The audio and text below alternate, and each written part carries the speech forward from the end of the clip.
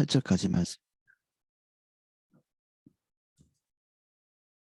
마태복음 9장 1절부터 8절까지 말씀입니다.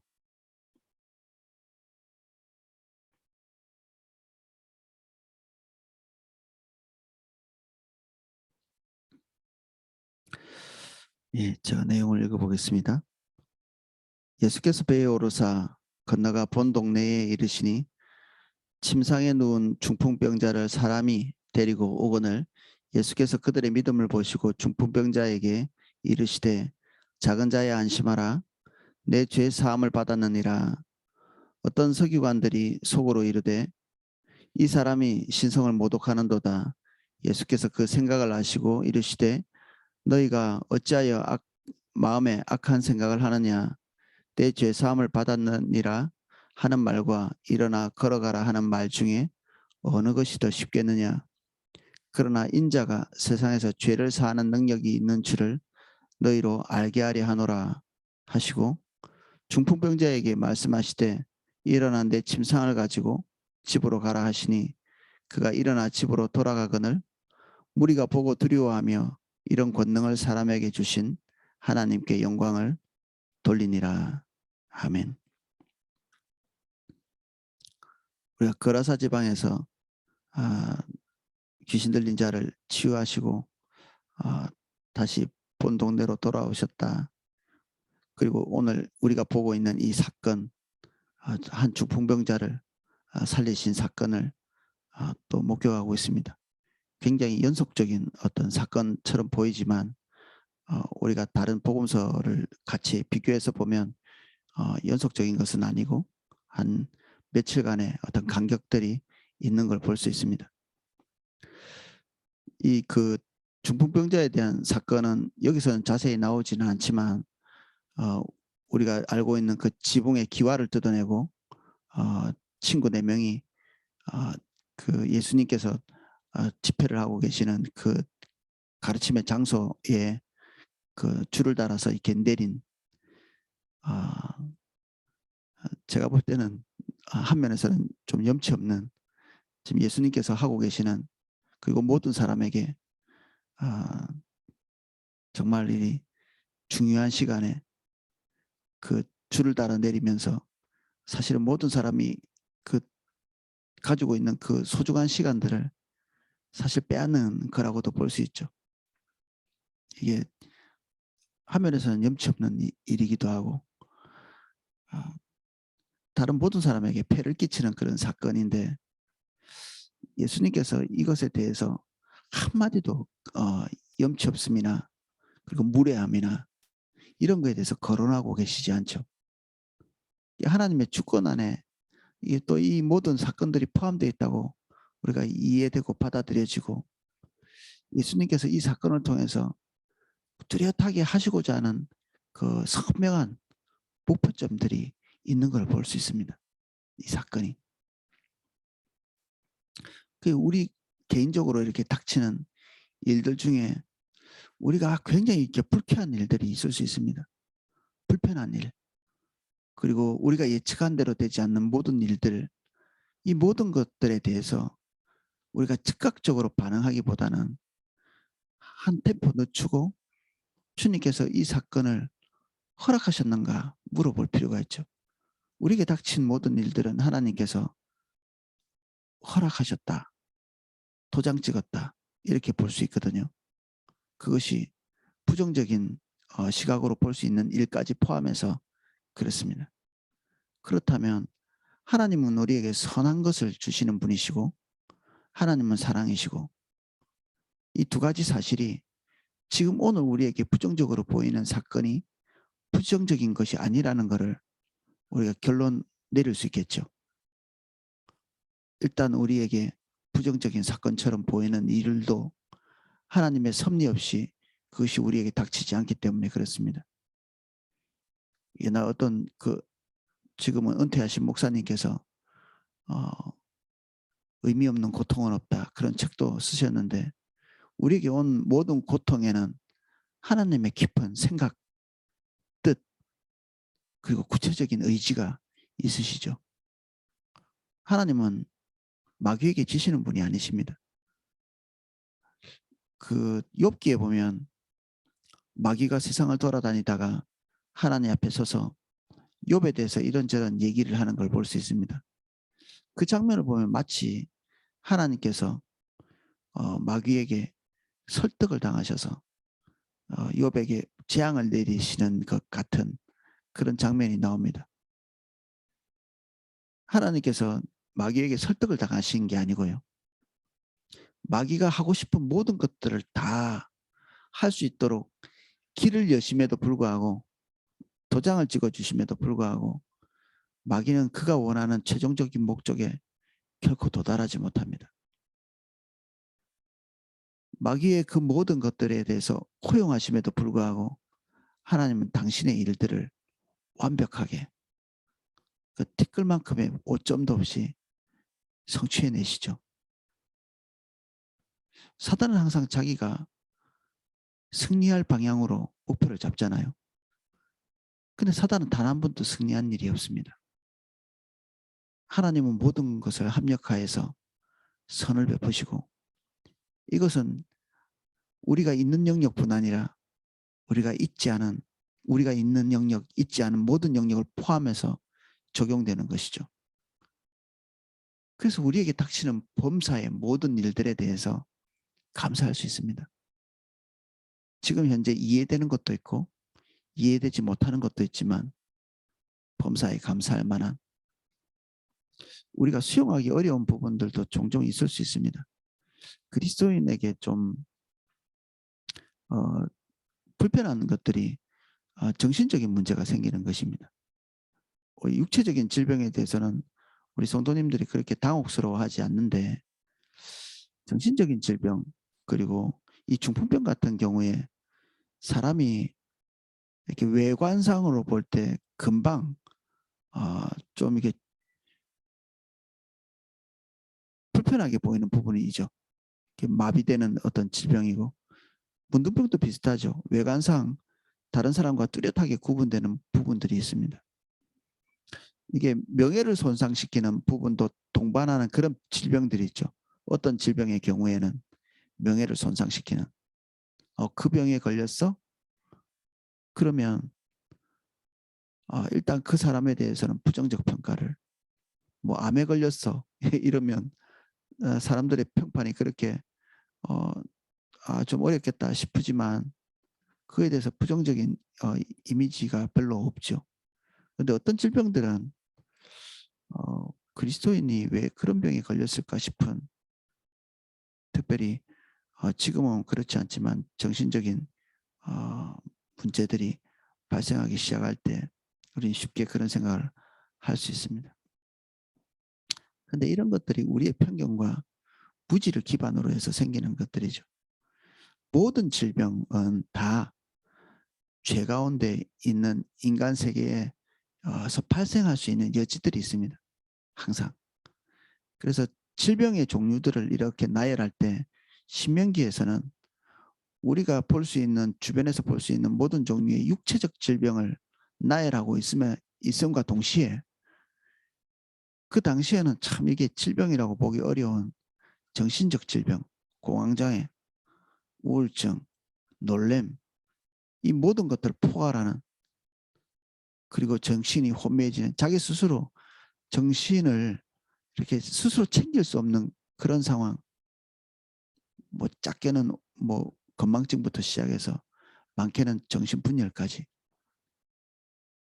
이런 정신적 질병들까지도 육체적 질병과 다 포괄해서 이렇게 그냥 묶어서 이런 질병이 주님을 떠난 증거로 너희들에게 있는 것이다 이렇게 설명을 하시거든요.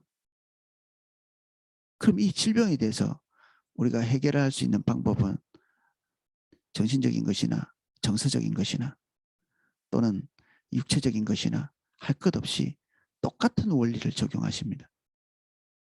하나님을 경외하고 주님 앞에 서는 것.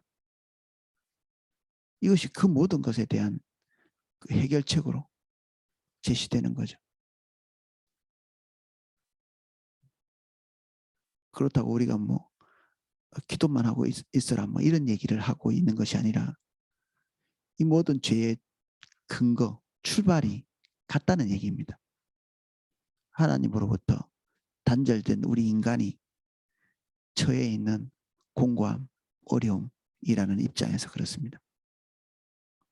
이 모든 공고함은 오늘 우리 본문에서도 보겠지만 다시 예수 그리스도께로 돌아가고 하나님의 생명 가운데 살아가는 이것으로만 가능한 부분들이죠.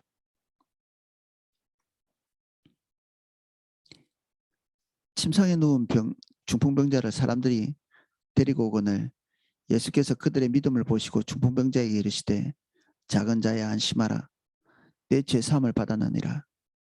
작은 자야는 그 옛날 성경에는 소자야 이렇게 기록되어 있는데 이 소자라고 하면 이게 좀 이렇게 나이 많은 사람들이 나이 어린 사람에게 친근하게 부르는 그런 호칭이거든요.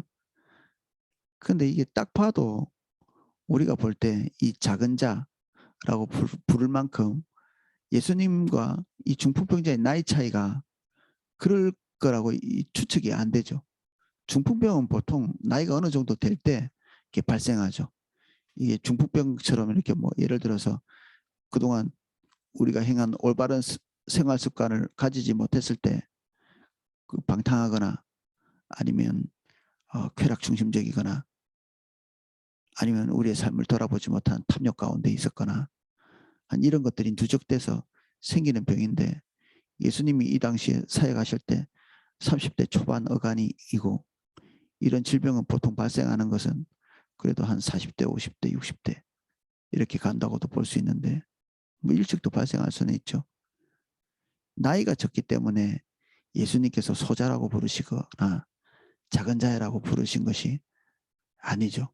원래는 그렇게 쓰이는 단어지만 예수님께서 지금 이런 호칭들을 이렇게 쓰시면서 예수님의 자기의 그 본질적인 모습들을 조금씩 이렇게 보이시는 것입니다.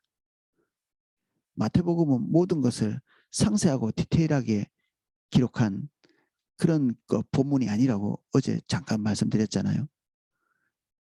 디테일한 것들을 그가 볼 때는 중요하지 않은 것들을 삭감하면서 그가 하나님 앞에서 이렇게 성령에 의해서 기록할 만한 것이라고 생각하는 것들을 압축하거나 또는 어떤 것을 생략하고 부각하거나 이렇게 하면서 마태가 성령의 감동으로 드러내고자 하는 것들이 있었죠.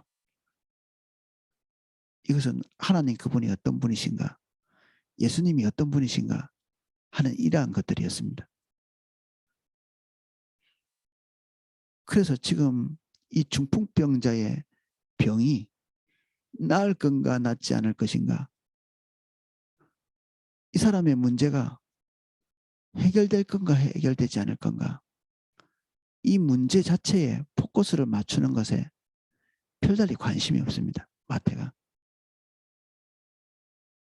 다른 복음서에 기록되어 있는 이런 더 디테일한 이 장면들을 삭감하여 그들이 어떻게 노력해서 이 사람들은 다른 본문과 비교해 보면 지붕을 뜯고 들어온 사람들입니다. 우리는 그들의 믿음이 대단하구만 뭐 이런 것들도 볼 수 있을 거고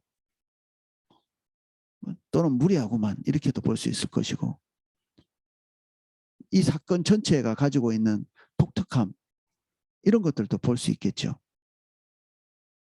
지금 이 마태는 이 사건 이 자체보다는 이 사건을 통해서 역사하고 계시는 예수님이 도대체 누구이신가? 이것에 관심이 있습니다.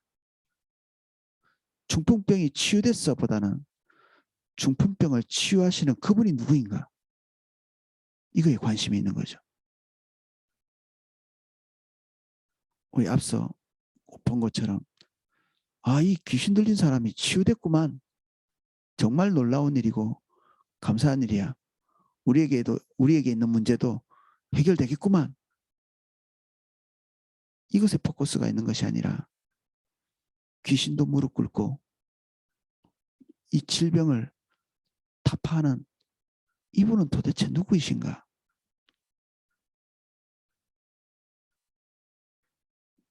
우리가 마태복음을 살펴보면서 우리가 가져야 될 시각이 그것입니다. 마태복음에서 나타나고 있는 이 많은 기적과 이사들의 의미가 무엇인가?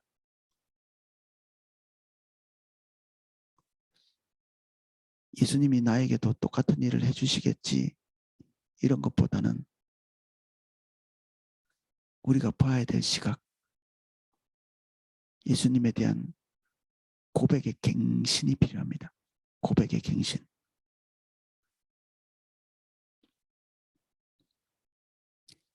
작은 자에 안심하라.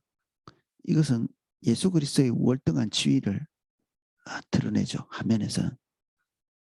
그러면서 뒤에 이어서 하시는 말씀은 이스라엘 백성들에게나 서기관들에게나 굉장히 충격적인 말이었습니다. 내 죄사함을 받았느니라. 죄사함은 근본적으로 우리의 죄는 사람들에게도 짓지만 우리 자신에게도 짓지만 근본적으로는 하나님께 짓는 거죠. 그러면 이스라엘 백성들이 다 듣고 있는 이 상황에서 죄사함이라는 말을 썼을 때는 예수님이 말씀하시고자 하시는 의도는 예수님께서 죄사할 수 있는 권세를 가지고 계시는 분이라는 사실을 나타내는 것입니다. 굳이 그렇게 하시는 거죠. 어떤 서기관들이 속으로 이르되 이 사람이 신성을 모독하는도다. 예수님도 아마 이런 반응들을 다소간에 예측하시지 않았을까 싶습니다. 그들이 가지고 있는 생각을 다 아시는 분, 속으로 생각한 것이 밖으로 선명하게 드러나 있죠. 예수님에게. 신성모독, 이스라엘 안에서 가장 중대하게 취급받는 그런 종류의 부류로 서기관들은 즉시 정지합니다. 근데 예수님께서 굳이 죄사함이라는 말을 썼을 때는 우리가 예수님에 대해서 후퇴할 수 없이 가져야 되는 그런 개념 정리가 필요했던 거죠. 그분은 죄를 사하시는 분이십니다. 그분은 놀랍게도 한 인간의 모습으로 이 땅에 오셨지만 그분은 하나님이셨죠.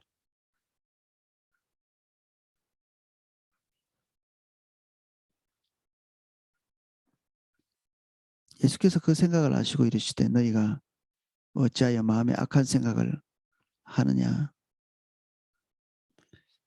내 죄사함을 받았느니라 하는 말과 일어나 걸어가라 하는 말 중에 어느 것이 쉽겠느냐.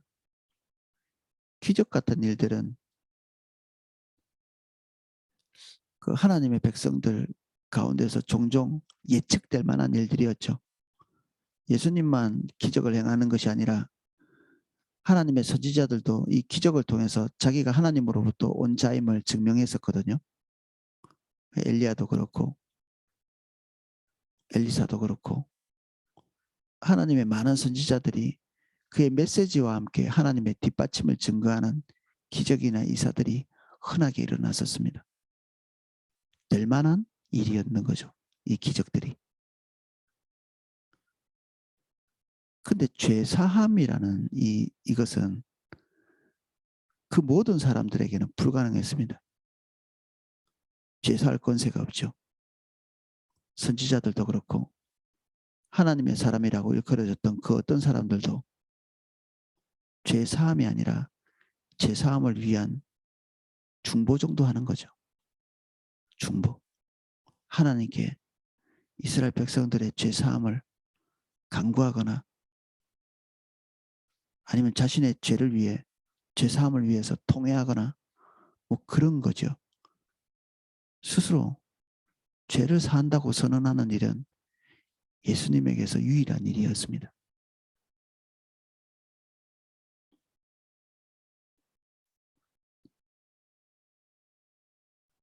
그러나 인자가 세상에서 죄를 사하는 권능이 있는 줄을 너희로 알게 하려 하노라 하시고 중풍병자에게 말씀하시되 일어나 내 침상을 가지고 집으로 가라 하시니, 침상이라고 이렇게 표현해 놔서 굉장히 이렇게 뭐 의자도 달려 있고 뭐 이런 침대를 상상하실 수 있는데, 예, 그런 것이 아니라 매트리스 정도의 어떤 그런 것입니다. 매트리스. 그가 늘 누워 있었던 그 자리, 그것을 가지고 걸어가라. 그러나 그가 일어나 집으로 돌아가거늘 무리가 보고 두려워하며 그 이런 권능을 사람에게 주신 하나님께 영광을 돌리니라. 예수님은 굳이 자기 자신을 인자 이렇게 표현했죠.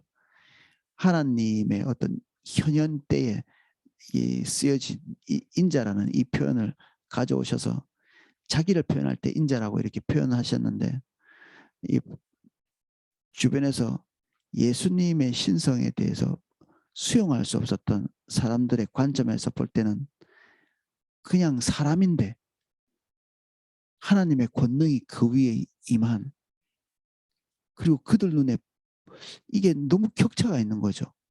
예수님이 외관상 볼 때 특별하게 머리에 뿔이 있으시고 뭐 이런 게 아니잖아요. 그 우리 예언서에 예수님에 대해서, 메시아에 대해서 표현하는 거 보면 뚜렷하게 멋지고 그냥 아우라가 풍기는 그런 외모가 아니라는 것을 볼 수 있습니다. 연한 순 같고 누구도 주목해서 볼 만한 그런 외관이 아닌 분이시죠. 예수님이.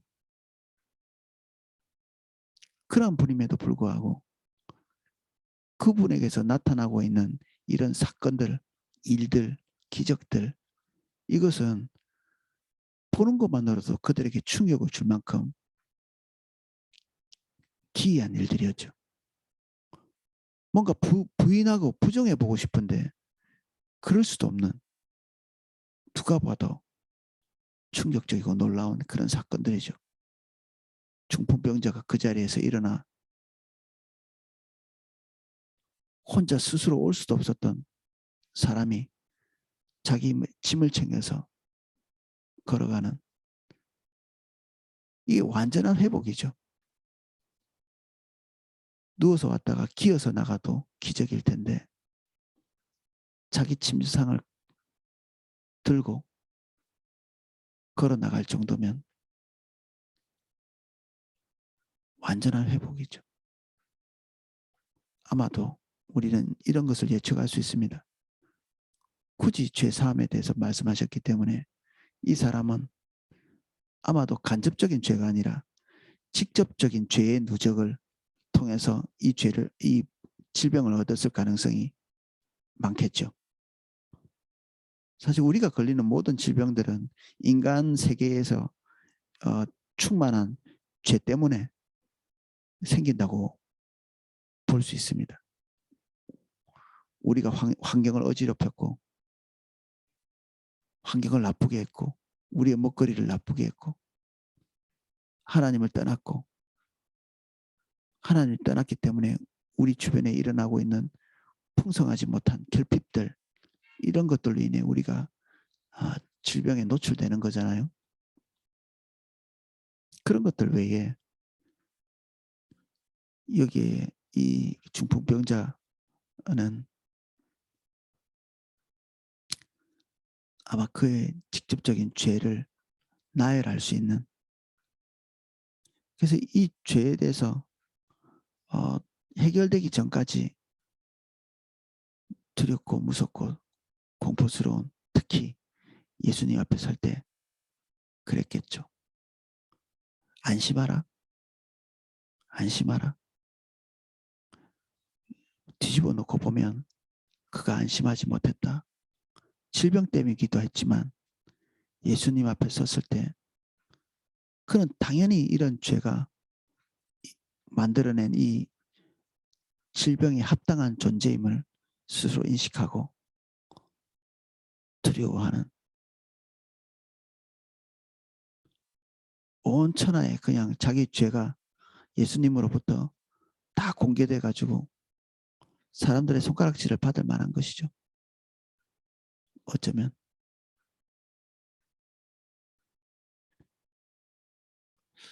사람들이 보지 않는 곳에 있다가 갑자기 사람들이 정말 많이 모여 있는 곳에 한 중심에 서 있다고 생각해 보십시오. 이 중풍병자 입장에서 볼 때 노출되는 것 자체가 두렵겠죠. 죄 지은 사람이. 예수님은 그런 모든 부분들을 아셨을 것임에도 불구하고 다른 모든 복음서에서 그대의 죄에 대해서 나열하지 않고 죄사함을 선포하십니다.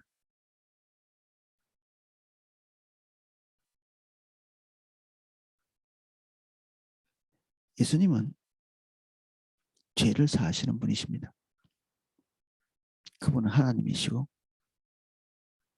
우리가 예수님을 부를 때 죄를 사하시는 하나님의 본체 앞에 서 있는 것입니다. 그분의 죄사함은 기분 팔아서 죄를 사하시는 것이 아닙니다. 말 한마디로 죄가 사해지고 사해지지 않고 만약에 그렇다면 하나님의 공의는 우리가 이해할 수 없죠. 이 사람만 죄 지은 게 아닐 텐데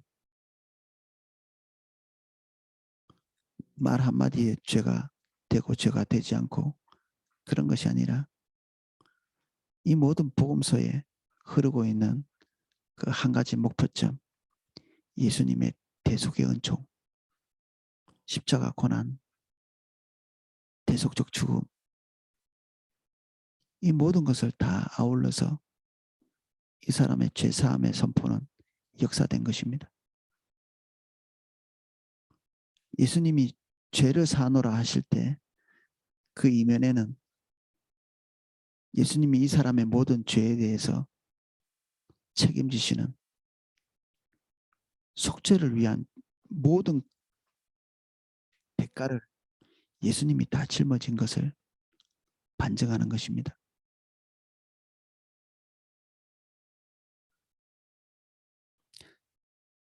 일부의 사람들은 이것 때문에 예수님을 극렬하게 미워하고 해야 할 생각을 합니다. 예수님이 하나님의 인도를 따라서 행하신 일 때문에 핍박 속으로 들어갔다면 성령을 인도하신 성령의 인도를 받은 예수님처럼 우리도 성령의 인도를 받는다면 거의 유사한 일들이 우리에게 일어날 수 있겠죠.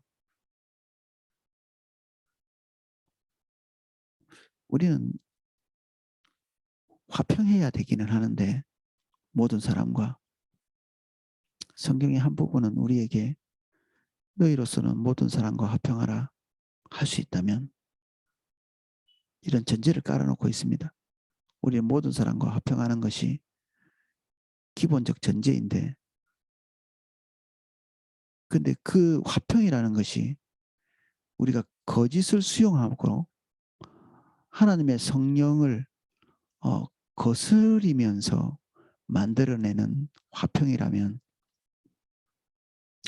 우리에게선 배격돼야 될 부분입니다. 우리는 화평을 누리면서 사는 것이 우리의 생애 목표가 아니라 주님의 인도를 따라 사는 것이 우리의 삶의 올바른 방향이기 때문에 때로는 우리가 성령의 인도를 따라서 행동하고 결정하고 생각하는 것이 우리가 그동안에는 평안히 살고 있었던 삶을 다 뒤집어 엎는 것이 될 수도 있습니다. 양심선언, 옛날에 양심선언 같은 거 많이 했거든요. 사람들이 세상에서 양심선언하는 것은 지 마음 편하고자 하는 거죠. 자기 마음 편하겠다고 죄를 가득 지어놓고 양심이 찔리니까 내가 이런 죄를 지었습니다. 뭐 이런 사회적 비난을 감수하고라도 그 양심이 편해지려고 하는 거죠. 아니면 뭐 또 다른 위협이 있어서 자신의 삶을 노출하든지. 근데 우리 그리스도인들은 그런 것이 아니고 입담으로도 될 만한 그런 부분임에도 불구하고 또 우리가 선택하지 않아도 누구의 비난이 없음에도 불구하고 가만히 있으면 찾아올 평온이 있음에도 불구하고 굳이 하나님께서 우리에게 주시는 길이기 때문에 우리의 안정된 것, 사람 사이의 평화 이런 것들을 포기하고 주의 길을 선택하는 것이죠. 그런 선언을 함과 동시에 우리는 도대체 얼마 동안 평온을 잃을지 예측할 수가 없습니다. 그것이 뭐 하루 이틀에 끝날지 몇 개월을 갈지 아니면 평생 내 꼬리표가 될지 알 수 없지만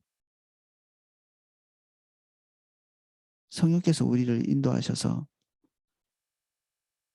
해야 될 일이 손상이 되면서까지 우리가 우리의 복지, 우리의 평온을 선택하는 것은 그리스도인답지 않죠.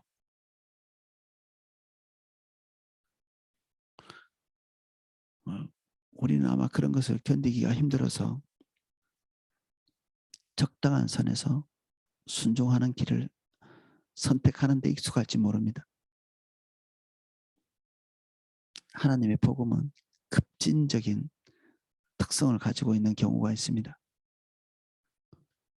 우리의 복음도 우리가 믿고 있는 복음도 급진적인지가 오래됐다면 어떻게 해서 그런 게 그렇게 됐을까 생각해 볼 필요가 있죠. 하나님이 우리에게 평안을 주셨을 수도 있습니다. 그런데 우리의 본능이 우리가 예측하는 어려움이 닥칠 것을 미리 알고 하나님의 뜻임에도 불구하고 회피하는 부분 때문에 우리의 삶이 둥글둥글하게 됐다면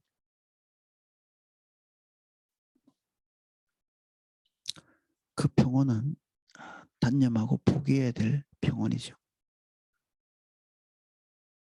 예수님은 오늘 이 말 한마디, 이 중풍병자 하나 화내시면서 내쫓아버릴 수도 있잖아요. 이런 무례하고 불순한 사람 같으니라고 이렇게 하면서 내쫓아버려도 누가 뭐라고 할 이 지붕을 뜯고 내려온 이 사람 내쫓아버릴 수도 있겠죠. 아니면 일일이 죄를 지적하시면서 치유하지 않을 수 있는 증거를 대실 수도 있고 예수님께서 그렇게 하지 아니하시고 이 지혜를 행하시면서 죄사함까지 선언하시면서 자기 자신의 신적인 모습들을 노출시켜서 그래서 그분이 신적인 대접을 받았나요? 그렇지 않죠. 그렇지 않습니다. 제가 옛날에 군에서 있었던 일들 간증한 적이 있는데 하나님은 우리의 친구가 되신다고 이렇게 했더니 그 고참이 제 입에다가 이 돌덩어리를 넣었어요. 그가 신에 대해서 생각하고 있는 그런 것 이런 것들이 그 하나님과 우리 사이에 예수 그리스도로 인해서 회복된 관계를 통해서 아주 이게 친밀한 관계가 형성될 수 있다는 사실을 이게 말했을 때 그 사람들 마음속에는 진짜 끓어오르는 분노가 있는 것을 제가 보았습니다. 그 사건을 통해 가지고 물론 그 뒤에 그 사람은 그 정말 이렇게 혹독한 하나님의 징벌 같은 것들을 받은 것 같은데 여기에 이 서기관들이 가지고 있는 이 불은 꺼지지 않습니다. 사실 여기에서부터 일어난 그 분노, 이런 것이 예수님을 십자가까지 끌고 갔다고도 볼 수 있습니다. 이 불길이 더 타올라서 다시 되돌이킬 수 없었죠. 예수님의 십자가는 겟세마네에서 결정났다고도 볼 수 있는데 한 면에서는 여기에서 결정난 것일 수 있고요. 또 한 면에서는 그분이 이 땅에 오실 때부터 그분은 대속적 죽음에 대해서 결정하시고 오신 거죠. 그것이 오늘 드러난 것이고 우리 예수님께서 우리에게 무엇을 해주실 수 있는 분이신가? 그런 것보다는 우리의 삶에 무엇인가를 하신 그분은 누구신가? 오늘은 그것에 주목하는 저와 여러분 되시기를 예수님 이름으로 축복합니다. 제가 기도하겠습니다.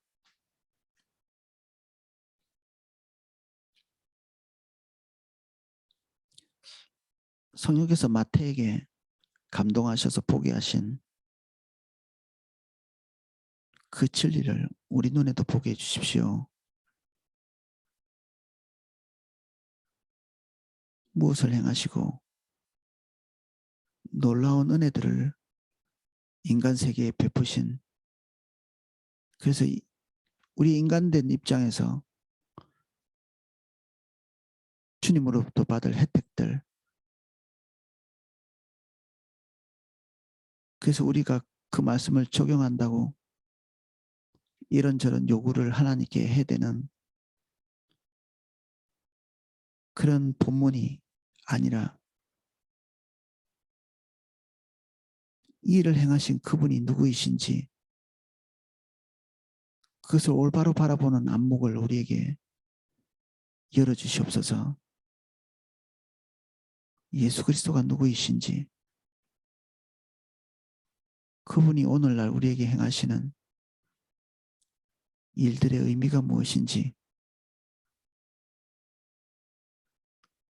볼 수 있게 해주십시오. 우리의 관심이 우리의 환경에서 주님 그분 자체에 몰입될 수 있게 해주세요. 오늘 우리의 기도와 우리의 간구가 우리의 사사로운 목적에서 출발하지 않게 해주시고 설령 우리 삶에 하나님께서 행하신 일들이 빈번하게 일어났다 나고 있다 할지라도 그것 자체에 만족하지 않고 그것을 주시는 하나님의 의도, 그분의 어떠하심,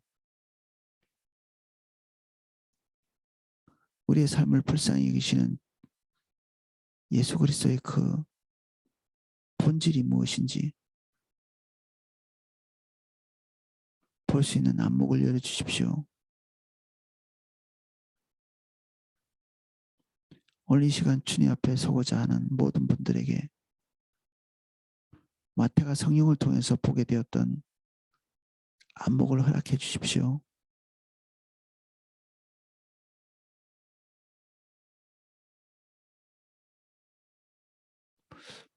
모든 그리스도인들과 공유할 수 있는 영역도 있지만 주님과 대면하지 않으면 도무지 같이 공유할 수 없는 영역들이 있습니다. 그 영역 안에 우리가 들어가기 원합니다. 타인과는 공유할 수 없는 명목상 그리스도인들과 공유할 수 없는 하나님과 교제가 멀리 있는 자들과는 공유할 수 없는 그런 각별한 계시들을 이 시간 주님을 대면하는 모든 분들에게 허락하여 주옵소서.